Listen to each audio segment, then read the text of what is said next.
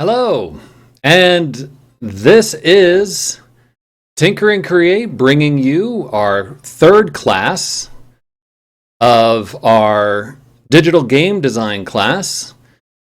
My name is Doug Tepe, and I'm going to be showing you along as we begin to explore how to design more of our class. We're going to be building more of our level. I'm going to be creating the running style game that we started out in the previous few weeks. So I hope you're able to come along with me as we go along. And I'm trying to see if the feed is actually working here.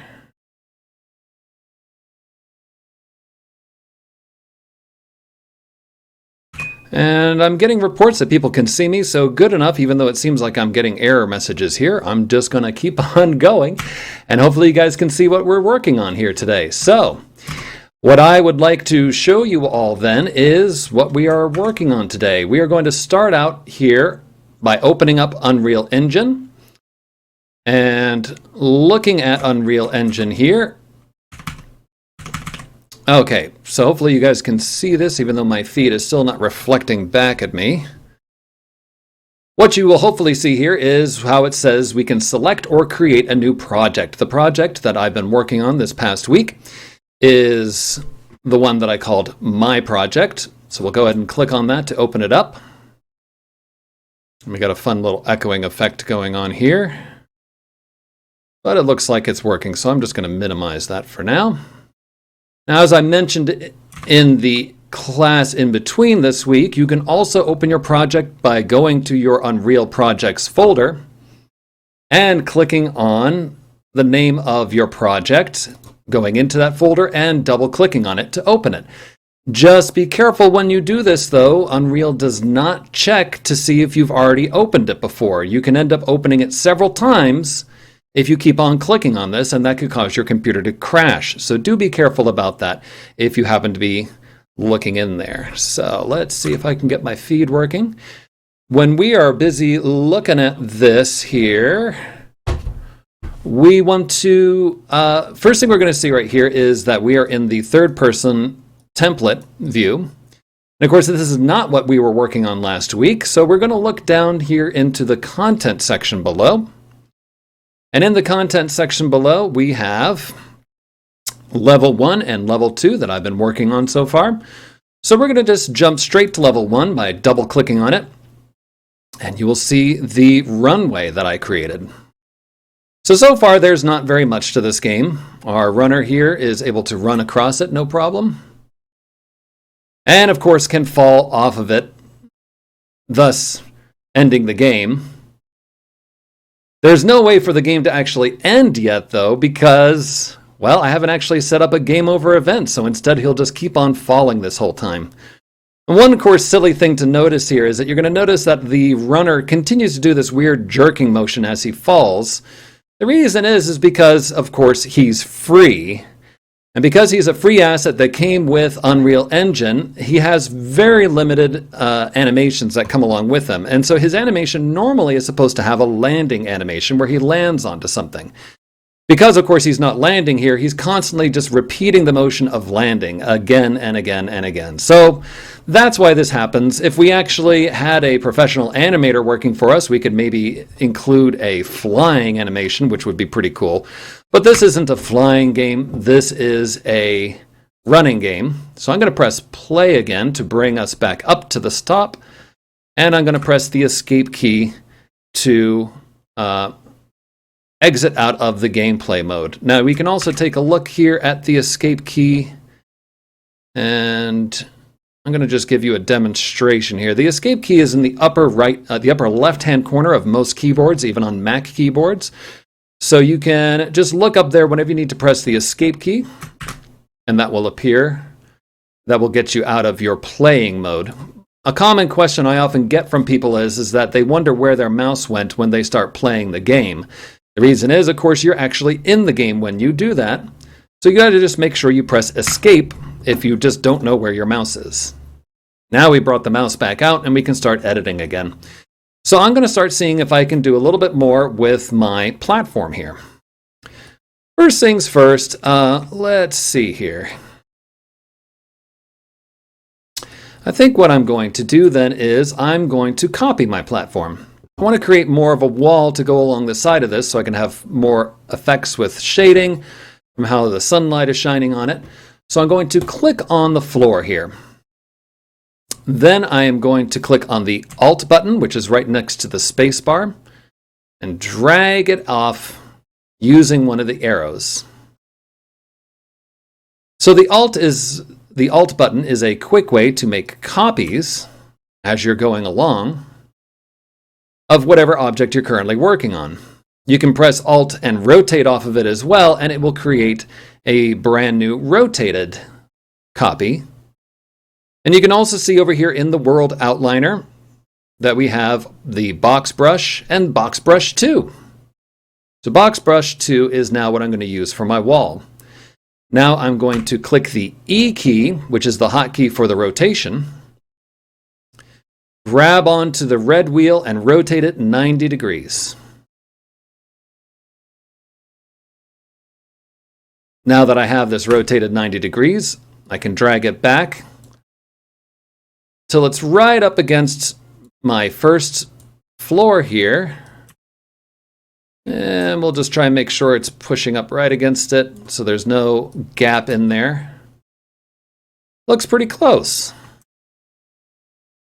Now, once I start playing the game, you'll see that there is this wall here which the runner will run into. It can give me opportunities for perhaps corridors to explore, or just perhaps more shading.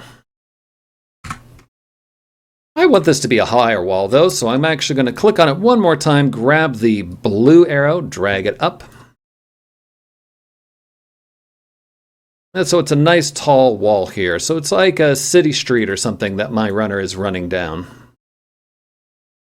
So as I'm going along here and I'm using the editor camera to fly back and forth, just a reminder to take a look as you're flying.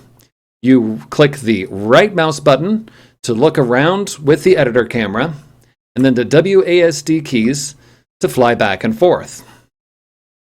So of course, when I'm trying to get precise measurements here, if I want to make sure that my wall is touching it precisely, I could fly over here to the very end and take a look at it closely. And I can see that it's actually pretty well close to the floor here. One of the reasons, of course, this is being done is that I have the snapping function, which right up here in the viewport over on the right-hand side here, you'll see that I can turn on and off snapping, and it will snap to 10 centimeters every single time. So this clearly snapped right into place, and I was able to get it to fit just fine each time I did that. But let's say maybe the snapping is still not quite working the way I want to. Looking up here in the upper left-hand corner of my viewport, you'll see that it says perspective up here, which means I'm in perspective mode. It's like I'm actually seeing everything just as the runner would see it. But I can switch it into different modes to get a good look at the sides.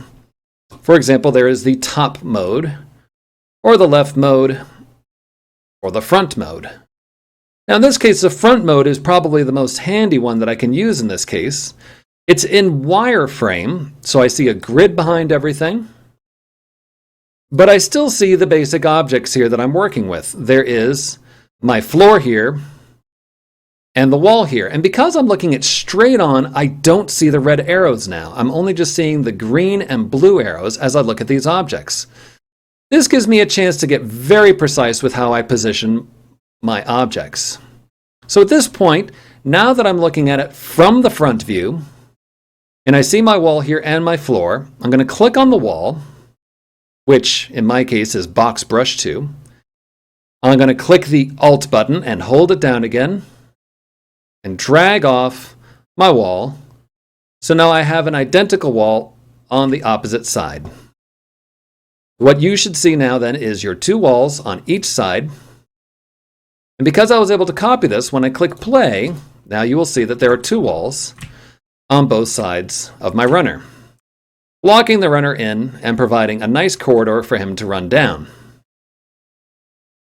Now, I'm going to leave the ceiling alone because I like having the sky viewed up from above, like it's a sunny day or something like that. But if you wanted to, you could even grab the floor, press Alt again, drag it all the way up to the top, and now you have a ceiling. So your floor has become a ceiling, and you see over here on the World Outliner side that we have Box Brush 3 and Box Brush 4.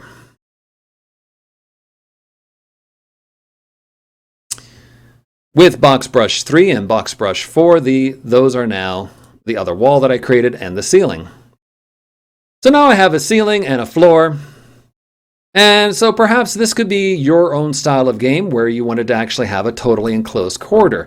One thing to keep in mind, though, is that now we don't necessarily have any light source in here. So clicking it back into perspective mode, if I go in here and I have it recalculate the lighting, and I'll say build the lighting only from my build menu here, and I tell it go ahead, allow access, so it can rebuild the lighting using the Swarm client, which is basically a cloud-based thing. It can use multiple computers at the same time to calculate lighting. Now that I've calculated lighting, my corridor has become pitch black because there's absolutely no other lighting in here. So this is why I wanted to keep the top open, because for now, at least, I want to make sure that I can see everything that I'm doing and not worrying about other lighting sources later. You can imagine there's all sorts of fun possibilities, though. If I completely blocked off this corridor, I could actually put in some kind of sci-fi lighting along the walls, fluorescent lights, maybe flickering lights, those sorts of things. But for now, I'm going to remove my ceiling again. Ah, there we go. Now I've got lighting again. And this way I can see what I'm working on. Okay, so we've got this floor here, and we've got two walls. The next thing I want to do is I want to actually position where my starting point is back to the end of the corridor. Because right now it's in the middle of the corridor, and if we're doing a running style game, then we want to make sure that our game can actually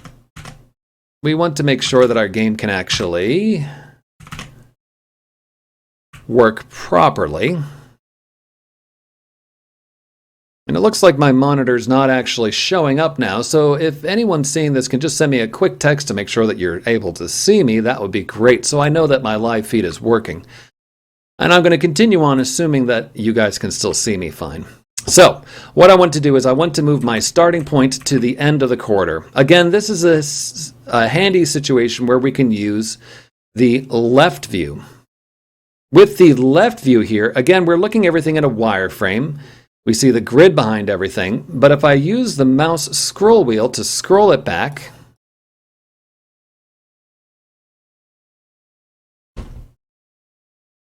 then what I can do is, let me make sure that my face is visible here. Okay, so I can use the mouse wheel to scroll back and I can see the whole scene here, including the floor and the wall. Okay, great. People tell me they can still see me. That's good. So I see the floor and the wall here, and most importantly is my starting position. So by using the mouse scroller and I can scroll back, I can grab my starter position and drag it all the way to the very end of my corridor now. Now when I press play, you can see that I'm at the very end of the corridor. Of course, I just realized I moved it to the wrong end of the corridor. I want them to be facing down the corridor when I start. So instead I'm going to grab the red arrow, drag them all the way to the far end of the corridor, press play again. Here we are. Now I'm at the very end of the corridor. This will be my starting point for the game. Excellent. All right, so this is a great way to start. Now, let's switch it back to perspective mode. So looking up here in the upper left-hand corner here, I'm going to change it to perspective. So looking at my perspective mode, I'm going to start taking a look down the corridor here, and I'm going to start brainstorming how I can make this a little bit more game-like. Some game-like opportunities, of course, can be sticking in pits or holes along the way that he can fall through, where I can create a game over event. So with our box brushes, we can use our box brush to create new shapes along the corridor here. So looking over in our modes menu on the left-hand side here, I'm going to click on geometry again. This is where we see our box brushes. And I'm going to drag in a new box into the level. This is now called Box Brush 4. Now a little side note here, as we're going along and naming these, they're all given automatic names. Box Brush 2, Box Brush 3. And these names are getting a little bit confusing. So I'm actually going to rename these to something that makes more sense to me. My box brush now I'm going to rename. I can right click on it, and down in the right click menu, in the edit menu here, is the option to rename. You can also press the F2 key on your keyboard to rename it. I'm going to rename this Floor.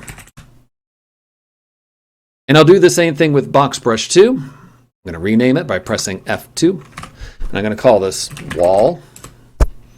And Box Brush 3. I'm going to F2 to rename it. I'm going to call it Wall 2. Now my Box Brush 4 is going to be my hole in the floor. Right now, of course, I moved this in here, and it is a block. It is completely blocking the hallway, which I guess makes for a good obstacle, maybe. But I actually want this to be a hole in the floor. So to make it a hole in the floor, I just go and select it again in the World Outliner. With it selected in the World Outliner, I look down into the Detail section here. And in the brush settings, you might remember from last week, this is how we changed the size of it by changing the X, Y, and Z to make it larger along the X, Y, and Z axes. But the one that we're doing this time is changing the brush type to a subtractive brush. So a subtractive brush means it erases other brushes that are already in the world. Now that this is a subtractive brush, it's completely clear. All that we can see that it's actually here is the wireframe surrounding it. I'm going to grab it on the blue axis, drag it inside the floor, and now it's created a hole in the floor that is roughly the size of my square, of my cube. Let me drag that over to the side. And that's a pretty cool looking cube right now. I can copy this to make another pit on the other side by pressing Alt again, dragging it off to the other side. Now I've got Box Brush 4 and Box Brush 5, and they have created 2 holes on each side. This can also be used as a handy way to make windows on the side. For example, as you might have noticed when we were playing it, when my runner runs over to this side, he's totally in shadow. So if you want to have more lighting here that just comes from the lighting source of the sun, you can even stick in some windows by grabbing our brushes again. I'm going to quickly rename these though, and I'm going to call them holes. So Box Brush 5 is now called holes. Oops, they're both called holes. I better call one holes 2. There we go. So then I'm going to grab that one, press Alt key, pull it up on the blue axis, and push it into the wall. Now I've got a window here. And if I want to increase the size of my window, I can just look down in my brush settings and increase the X distance to be something larger, like 1,000 wide. There we go. Now it's like a big window that overlooks the outside world, which of course the outside world doesn't have anything yet, but we're working on that. And I will grab this one, copy it over to the other side, make sure it's halfway through the wall on the other side. And you see that it's automatically named holes 3 and holes 4. So I've got this nice window here. You see the light now shines through it, lights up my robot here. And of course, if I mistakenly fall into the holes there, I fall through and I can maybe set up a game over event by falling through. Lots of fun possibilities. So here's a nice narrow gap that my runner can run through. And this, of course, is your basic idea of a gameplay element. What is it that makes it fun? Well, if people can feel clever about how they manage to get through a narrow gap, then that's part of what makes it fun. So I can keep on working on these and add some more holes. Grab onto the red arrow, drag it down. There's some more holes. And maybe I can even make one of them a gap that totally fills up the whole floor here. Now, if you have a situation where you know there is a box brush that's in a place, but you can't see it, of course, because it's invisible, the way to click on it is to actually click on the edge of the hole. Now I see that my box brush is visible again here, and I see all the edges of it. Now, I think I mentioned last week, at least, that when you are clicking on a particular brush, you're clicking on the side of the brush, where a particular material might be. If you need to click onto the brush itself to make changes to it, you still need to go over to our world outliner here and click on the brush that you want to change. Since I know this is holes 5, I can click on it here, and this way I can see the brush settings again. So to make this particular brush wider, to force the player to have to jump over it, I could just increase the Y size until it fills up the whole space. Maybe make it fill up the whole space so it goes all the way through the wall. That's kind of a cool effect. And you know, one of the things that can make a lot of games fun, I don't know if you've ever actually played this game before, but if you've ever taken all of the cushions off of your sofa or the chairs in your living room and thrown them all over the floor, and then pretend that the floor is lava and you're jumping in between the lava from cushion to cushion, well, that's kind of like a game, right? And that could be just like a running game. So what I think might be fun to do today is see if we can actually make our own lava to stick through the bottom of this. So that way, if our character touches the lava, well, game over. Gonna have to start all over again. So looking at my holes 5 here, I'm just gonna do a little bit more. I want to make it a little bit more challenging. So I'm going to increase its X size a little more because I want to make the character have to jump over it. Now, admittedly, I can't remember how far the running jump can do, so I'm just going to experiment here. I'm going to run right up to it, get up to the edge. Oh, that's plenty of room. Yeah, I could make it right over that, no problem. Too easy. Let's make it wider. All right, so holes number 5 again. Let's make it wider. The X, I'll bring it up to 500.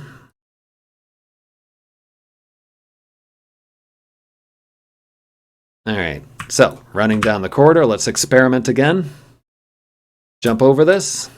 Yeah, that's going to be more of a challenge. I can still do it pretty easily, but we can adjust that later.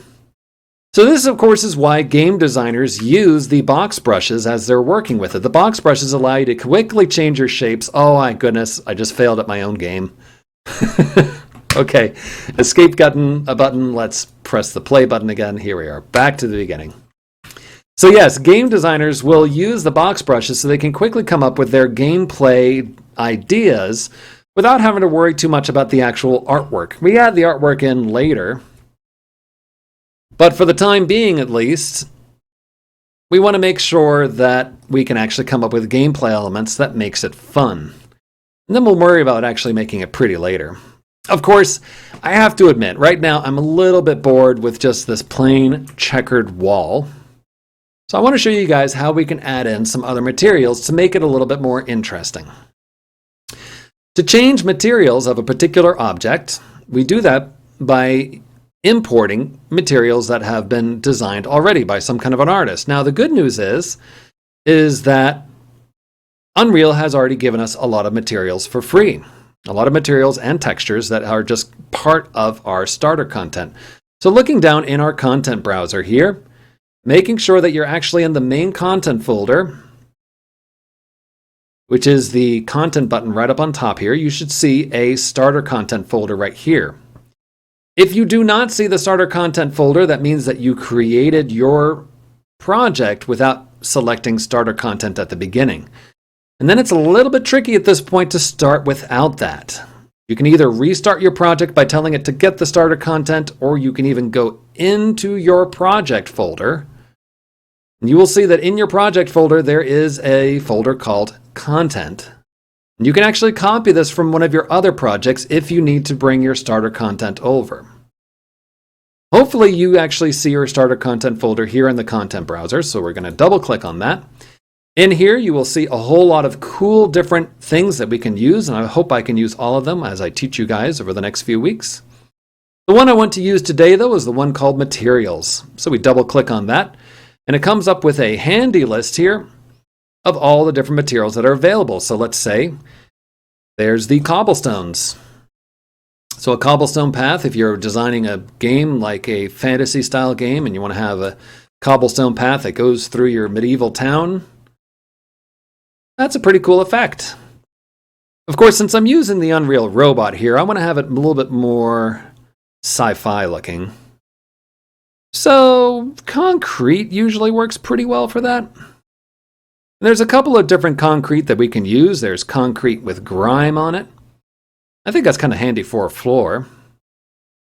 There's also poured concrete, concrete panels. Ooh, I got an idea here. All right, so what if I use the grime concrete for the floor, drag that up onto my floor. Famous last words, it wasn't working. There we go. All right, so now I got that on the floor. And then I use the concrete panels for the walls. So it kind of creates this sort of maybe sci-fi or even a little bit of cyberpunk style look here with a dirty floor and the walls made out of concrete. Of course, you can do you. This is your game as well. Some of the really cool ones that people have liked before are the tech pulsing, which is constantly glowing different colors. That's always a fun one. And you can experiment with some others as well. Some of the other fun ones would be the, let's see here, the lake effect, where it actually looks like it's shimmering in the water. I, of course, don't want mine to look like a lake. We can use a lake effect later. Oh yeah, there's even wood too. Yeah. Not really the kind of game I want to make though. I'm going back to concrete panels. You can see where this can just keep on going for a while, just having fun like, ooh, what kind of materials am I going to use? Now, one thing to keep in mind, of course, though, I'm only changing one particular side as I drag it in. This is what I pointed out before. When you click on a particular brush, you're just picking this side of that brush. And you can look over here in the Details menu, and when you're clicking on a particular side, it's going to show you what surface material you're using. You see listed right here, it says concrete panels. I can drop down this menu here and do the same thing as just clicking them, dragging them in from the content browser to change them all. But if I want to change the whole object, I want the whole thing to be concrete, I can reselect the whole thing. And mind you, I can reselect all of the material sides by looking down in this section called Geometry here.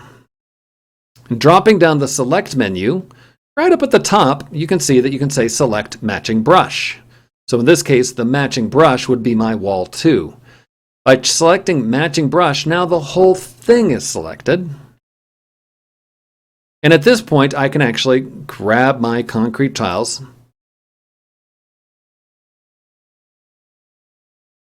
Oops, wrong button. Control Z, Control Z. Okay, going back again. Going back to my concrete tiles. And I click here on the surface materials where it says Display to Materials. You're going to see that for my whole brush object here, I've got concrete panels and I've got the world grid material. So if I want the whole thing to be my concrete panels, at this point I can click and drag it in here onto the world grid material. Now that I've replaced the world grid material so the whole thing is the concrete panels, now when I select the whole thing, it will be showing up, as you can see, on both sides of the object as having the concrete panels. So now the whole object has the concrete panels. Now, the last thing you're going to notice is that where our holes are, the actual material is determined by the hole itself. Right now, my holes don't actually have a material defined, so it's just going back to the world grid again. So, of course, same thing as before, I can go off and say, select matching brush, and then drag in my concrete panels over here into the details menu. And now I've got in my hole the material completely covering it the whole way. Now, of course, it would have been handy if I had actually done this from the very beginning, because once you actually select one of these materials down here in your content browser, let's say I'm going to pick gold. When I click on gold here, and then I drag in a new brush, that new brush, it seems like I ended up on rust somehow, but that new brush will have on all of its sides the material that I specified. So that way I don't have to go through side by side every single time. It's automatically added. So admittedly, right from the very beginning, I probably should have made sure when I was adding the floor and the walls and my holes that I actually had my preferred material already selected, and then I wouldn't have to go through one by one and changing them all. But let me just quickly go through, change my concrete panels here on all my holes. Again, I'm just selecting the matching brush in the geometry menu down here, dragging in poured concrete, or no, concrete panels. There we are. For each of my holes. Again, select matching brush, grab my concrete panels, drag it into that. Now I've got concrete panels on every single surface.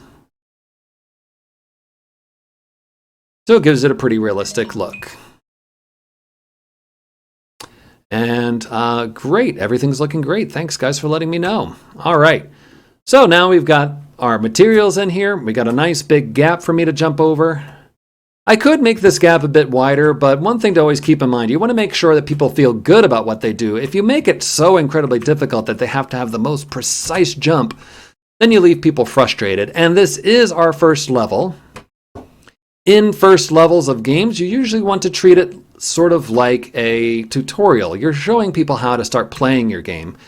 You don't want to leave them so frustrated that they just rage quit before they even started playing your game. So make it easy. You can add the really difficult stuff in your later levels. All right, so we've got some holes in the floor. We've got some windows. Now, just exploring more of adding some more of our shapes. Over here in our geometry menu, you'll see there's lots of other shapes that you can explore, such as linear stairs, curved stairs, and spiral stairs. Lots of fun possibilities with them. I'm going to start with a linear stair. Now, because I have concrete panels set up, as you can see that my linear stair here is already set up properly to have a bunch of concrete panels on it. Cool beans. All right, so I've got my linear stair here.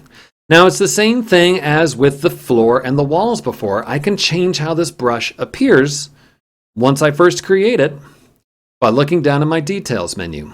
I can see right now that this is already an additive brush. That's great because I want to make sure I can climb up it. And then I can decide what the step length is. So I can make them wider, for example. I can make them higher. And I don't want to make it too high because the runner has an automatic step height that he's able to climb up automatically. If you make them too high, then you're going to have to jump up them. Of course, that might be kind of fun for, gameplay purposes. But I can also increase the number of steps here to make it a much taller staircase. So by increasing the number of steps, making it a little bit wider, I'm going to have it fill up the whole game now.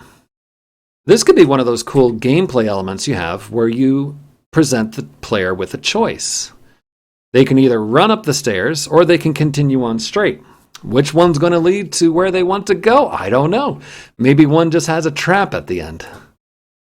All right, let's take a look at this now. We run down our corridor. We go through the gap here. We jump over the big jump. We come to the stairs. We go up the stairs. What happens at the other end of the stairs? I don't know yet. Still working on my game design. So lots of cool stair possibilities. Same thing works with spiral stairs. You can drag in a spiral stair and you'll see that it is this sort of circular stair. And by looking down in your brush settings, you can increase the number of steps to keep on having it spiraling up and up and up and up. I can put that at the top of my stairs. Maybe once my robot comes down here, right to the end of it, jumps over the gap, comes down to the stairs here, runs up the stairs, and from the top here, I jump over to the stairs. I missed it! Okay. Maybe I could climb up the stairs. Maybe there's another level up there or something. I don't know. I'm not really doing anything with that yet. I'll leave it there as a reminder, maybe to add in like a secret world or something later. But for now, I think that's good enough. Let's see here. That's 6:36. All right, you know what I want to do now? I'm going to create a big jump at the end here with a big gap. Now what this is going to be is actually such a big gap that you actually have to hit a launch pad. If you miss the launch pad, then you're just going to fall and you're not going to be able to make the jump. So what I think in order to do that, I'm going to grab all the different walls and the floors here. I can grab them all at the same time by pressing the Shift key while I click on them with the left mouse button. So by pressing Shift, left click, left click.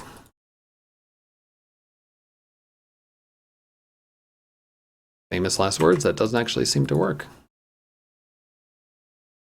And here I thought I could do that. Oh, it's not the Shift key. How silly me. It's the Control key. Yes, Control key. So while you're pressing Control and selecting them, you will see over on the World Outliner that they are all selected. That's what I wanted to do. And so either in the perspective mode or changing it to the left view. I think the left view might actually be the best way to do this. I press the Alt key again, drag this off until it is at the far end away from where my runner runs. All right, let's experiment with this real quick here. I'm going to run to the end of the field.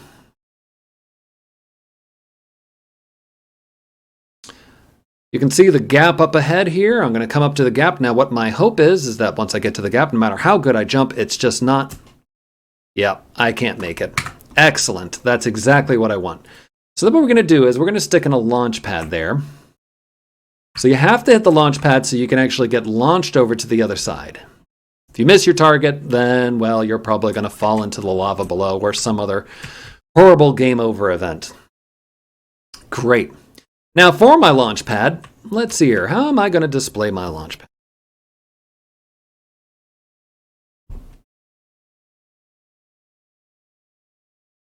All right, you know what? For now, I think I'm just going to put in a reminder for a launch pad. We're going to actually stick it in later once we create the launch pad mechanics, and that'll be in next week's class. This week, though, I still want to have the reminder that I'm putting the launch pad in there. So I'm just going to stick in another box brush here. Oh, no, Control Z.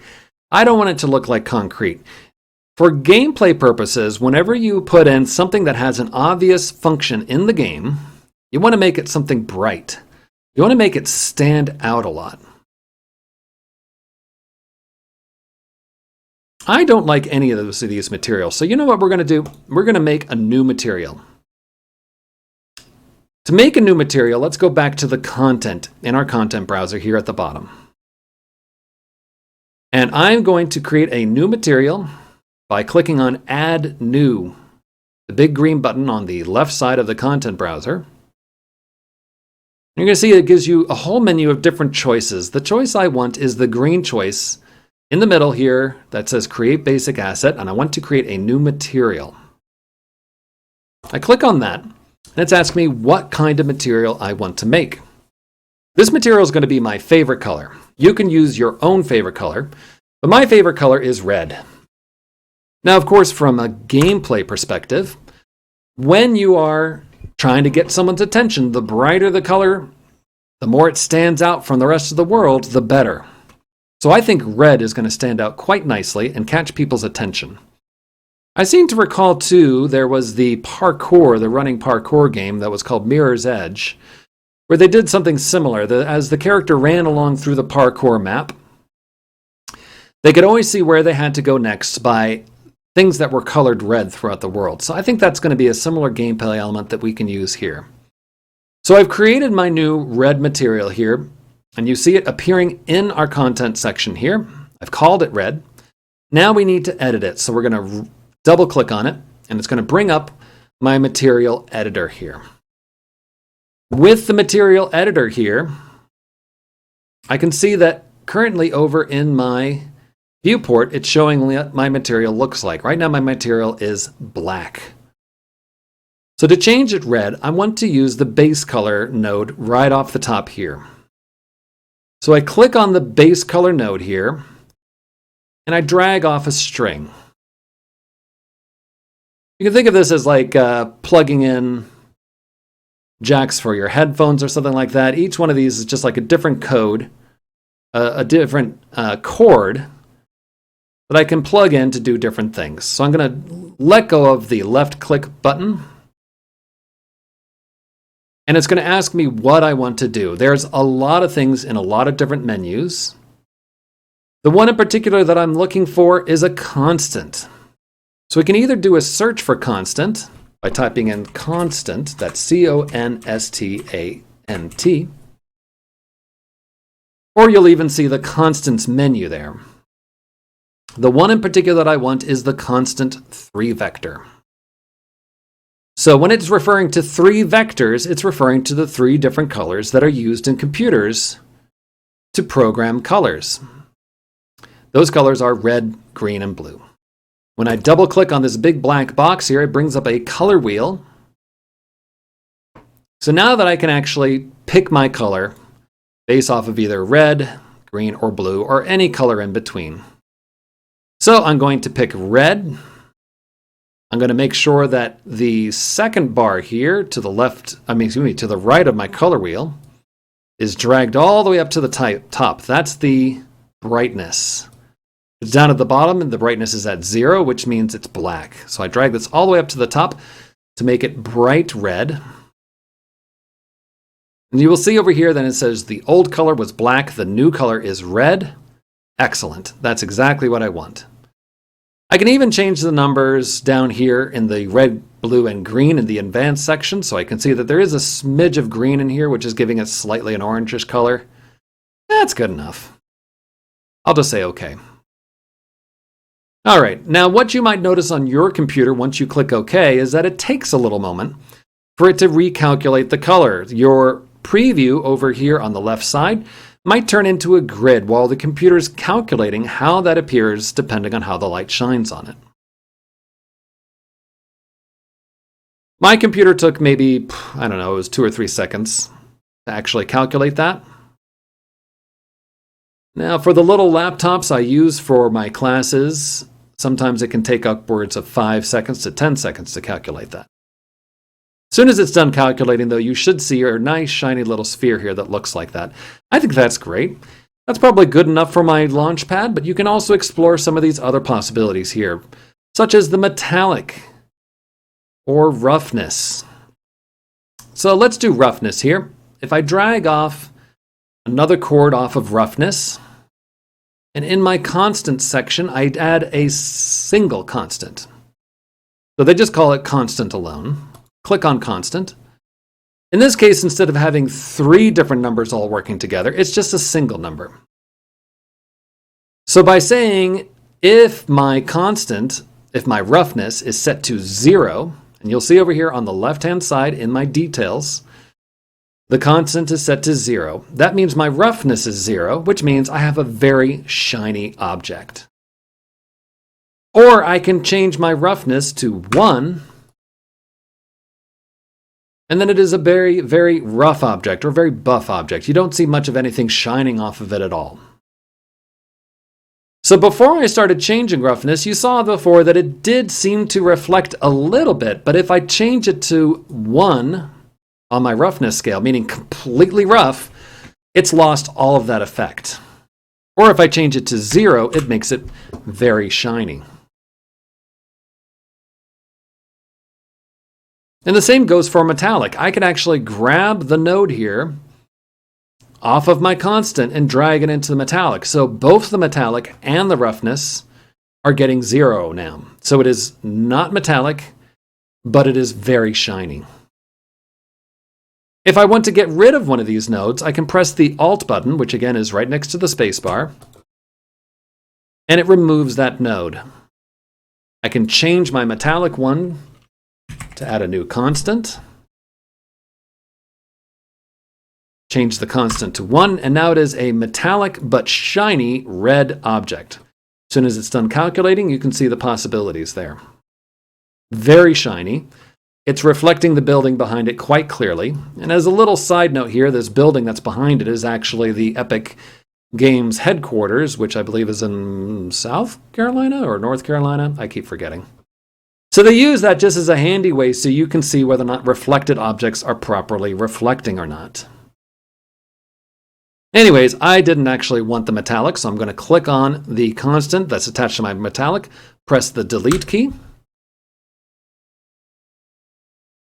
And just as a reminder, your delete key is over next to the group of home and end and delete buttons, page up and page down. So I've deleted that. Now my object is shiny but not metallic. I like this. I'm going to save this. I click Save, which is the little picture of the old-fashioned disk in the upper left-hand corner. Then I click the X button in the upper right-hand corner. That is the Windows X button. And I come back here, and now I can see in my content browser at the bottom of the screen, I have a nice new material called red. Great. Now let me drag in my box again. I'm going to drag in this box here. Again, this is just a reminder. And I want the box to be kind of short, so I'll change the Z down to 20. Now, it's kind of floating in the air. I could have it snap down to the next object below it by pressing the End key. So the End key, again, is right next to the Delete key. So when you have an object selected and you press End, it bounces down to the floor. I shouldn't say it bounces. It just snaps down to the floor. And now I have this bright red object at the end of here to remind me I'm going to put a launch pad here. And next week we'll work on the actual game design mechanics of having it so that way it launches my character into the air. For now at least, it doesn't do anything. It's just a reminder for me. So we run down to the end here. Come up to my launch pad. And there's the launch pad. I can stand on it. Nothing happens yet. I'm going to have to design that next later. Since we're still on the subject of materials, I want to show you now how you can create your own lava. Now, by going into the starter content and taking a look at the materials that we have here, you're going to notice that there is no lava material here yet. Hasn't been made yet. Now, of course, we could go off and try and find a material available on some of the free available websites out there that have materials and 3D shapes and things like that on it. But the good news is that I'm going to teach you guys how you can actually make your own lava using the free assets that have already been provided with Unreal Engine. It's pretty easy to do. We're going to see if we can create this lava material so we can stick it down here inside our hole and thus create a game over event if you touch the lava. So to start out, let's go back to our content down in the content browser. And we're going to add new again. Oh, and of course, this is always a good time to remind you, if you haven't done so already, to click on the Save Current. Up in the upper left-hand corner above your viewport, that saves the level. And in case you haven't saved any of your materials or whatever you have down here in your content browser, click on the Save All button down there as well. That will save all of them as well. You don't want to lose your progress if your computer crashed or something like that. Unreal is a pretty stable game engine. But still, very occasionally, it might crash just due to some sort of memory problem or something like that. So just make sure you save your progress so you can load it again. Okay, so I've saved this. I want to add a new material. In the content browser, I click on the green Add New button. I go up to the material and I click on it. New material. It's going to ask me for a name. This name is going to be called Lava. Now that I've called it Lava, it's ready to be made. Double click on it. We go back to our material editor again. Now this time, instead of starting out with a base color that is a single color, I want to use a base color that is from a separate image. Now these images are called textures. So in the case of my base color, I'm going to drag off the base color, another chord here off the node. I'm going to let go of it, and I'm going to search for texture sample. And it pops up with an error message saying it's missing the input texture. Right, because I haven't actually told which one to use yet. So it's throwing an error here because it can't actually draw it without an image. So to put the texture image in there, look down in your details side, over here on the left side again. In the material expression texture base, drop down the menu. So right next to the texture, there's this little drop down menu here. And you can do a search again. What we're going to search for is a kind of material called basalt. So basalt is a kind of volcanic rock. It frequently occurs around volcanoes, such as the famous volcanoes in Hawaii. So this is what we're going to use for our base color here. Now there are two different basalts we can use. There's basalt D for the details. Or actually, I think D actually stands for diffusion, which is a kind of lighting concept that they use in 3D modeling. The one we want is basalt D, or diffusion. Now it's removed the error message, and as soon as it's done calculating, you should see over in our preview here, we've got kind of a basalt-looking thing here. That's cool. Left mouse button will allow you to rotate around it. The right mouse button zooms in and out, and the middle mouse button just goes from side to side. You can even change what kind of an object it is down here at the bottom, whether it is a cylinder or a cube or what have you. Okay, and then let's see here. I'm going to see if I can show my face again. All right, so now that we have this texture sample here with our basalt, we're going to be adding in another texture sample, this time off of the normal node. Dragging it off of the normal node. I'm going to type in a search again for texture. And again, I'm looking for the texture sample. It's complaining again, I don't have a texture sample. So instead, I need to say OK to the error message, go down here to my texture. And this time we are searching for the basalt N, which stands for normal. So what the normal does is that it is a special kind of map that wraps around the image to show how it has extra texture. So that way it can actually appear more bumpy without us having to have a very complicated 3D object that takes up a lot of space and memory. You'll see that our texture sample has this weird blue effect. And this is the sort of thing that artists will use to create the appearance of extra bumpiness around it. So that way you have more shading from the light. So now this looks very rock-like now. All right, that's pretty cool. Now we've got a great looking rock here, but okay, we already had a rock texture in there. We want to make this into lava. So to make it into lava, I am going to take my face and drag it over to the other side here. Okay, that way it's not covering up things. Now, to make my lava, I'm going to use emissive color now. So with emissive color, that means it's going to actually make the object glow. It's going to become a light source. So again, I'm looking for another texture sample.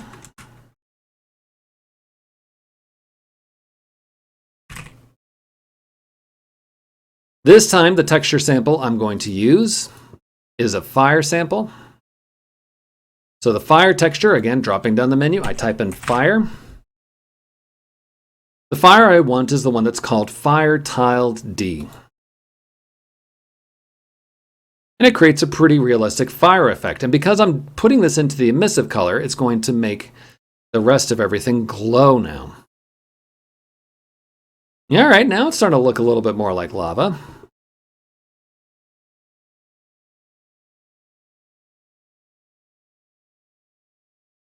All right, a little bit more like lava.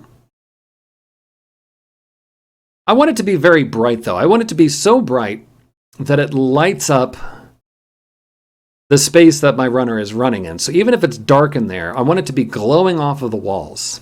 So right now, the basic emissive color is not quite bright enough. To make it even brighter, I'm going to add a multiplier. This is just a straight up mathematical multiplier, but what it's doing is that it's taking the image and multiplying each part of the image so it's brighter each time. So in the math menu here, you will see a multiplier somewhere down there. Here it is, multiply. Or again, you can do a search for multiply. And you're going to see that it automatically attaches it both to the emissive color and to the texture sample I have. So right now, looking over here in the details menu, I see in constant A, it's getting the information from my texture sample. In constant B, it's multiplying it by a particular number.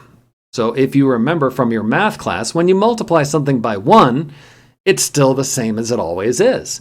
So in this case, what we're going to do is we're going to multiply it 8 times. It's going to be 8 times as bright as it was before.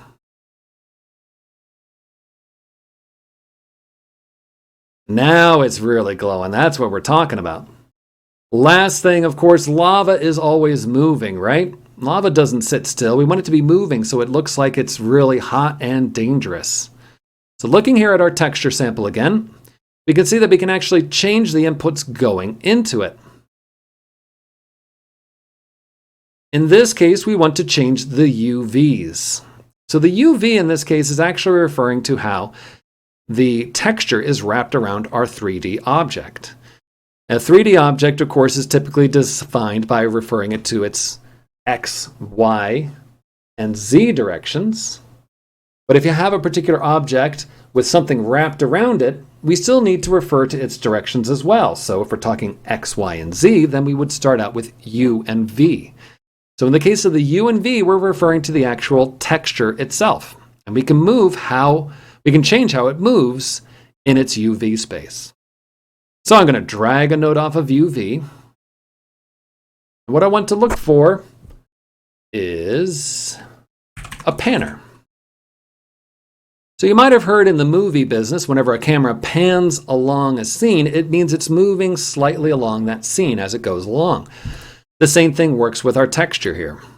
With a panner, I can have it move along our UVs of our lava. So now my panner is attached to the UV along its coordinates. I can change its speed by looking over here in the details. Now, even though we're referring to the U and the V, in the details, it still refers to it as the X and the Y. So again, in the case of my fire texture here, X just means from side to side, Y means from up and down. So I can change the X speed to, say, 1. I think that's going to be very fast, which means now that my material is going to zoom by very fast. That's way too fast. Okay, so instead I'm changing it to 0.4, maybe? 0.4 is probably a little bit slower now. That's probably still too fast. You know what? 0.2.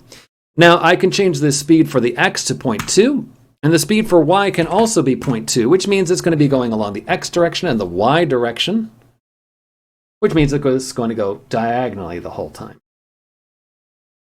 That's a pretty cool fire effect. I still think it's too fast. Turning it down to 1. And then I'm going to have to just leave well enough alone. If you like how you've messed around with your fire here, make sure you click the save button. Then click the X in the upper corner. And now we have our fire effect to use. So, a good way to perhaps use our fire effect would just be to place it on a new box underneath everything. So there's my box. I want this box to be long and flat so it appears underneath the whole game level here. So looking over here on the X side, I'm going to change this so it fills up a lot of space on the X. Make it so it's only 20 tiles deep on the Z axis and make it, I don't know, 1,000 on the Y axis. Well, now it's filling up everything. Of course, I want it to be slightly underneath the game level, so I just keep on dragging it down till I see it underneath. There we go. Now we got some lava underneath my starting point here. Click play, run up here. I can see the lava moving as I go along. Now, of course, I can still step onto the lava because right now the lava is just a texture. It's just a texture moving along our material and doesn't actually have a game over event associated with it yet. So this is what we're going to do next week. Starting next week, we're going to see if we can place in our lava. Oh, you know what? My lava went too far behind. Let's look at the whole game world here. All right. So lava dragged more into the middle here. There we go. Now it's filling up the whole game world. And I got plenty of room for my lava. So next week, what we're going to do is we're going to create some game over events. So that way, if you touch the lava, game over. You have to start over again. And of course, we're also going to create next week our launch pad. So we come up to our launch pad here, and you should be able to jump right over the lava and land on the other side. And of course, if you miss your launch pad, then maybe, hopefully, you remember to take the special platform. Ah, yes. We're going to make a platform off of our stairs here. Yeah, that's a great idea. So we're going to put a platform up there so you can actually just run right over the lava here. But if you miss that platform, then you better make sure that you reach the launch pad. Yes, these are some great gameplay elements. So this is what we're going to do next week. We're going to add in some actual gameplay elements, game over, and a launch pad. So I hope you guys had fun this evening. I certainly had fun. Game design is just, well, I'm just a hobbyist, and so I keep on just coming back to game design occasionally to just have fun with it. And so I hope you guys had fun too. Again, my name is Doug Tepe. I'm with Tinker and Create. We're going to be continuing this straight up until May. This was our third class now. So be sure you come back next week, Thursday at 6 o'clock p.m.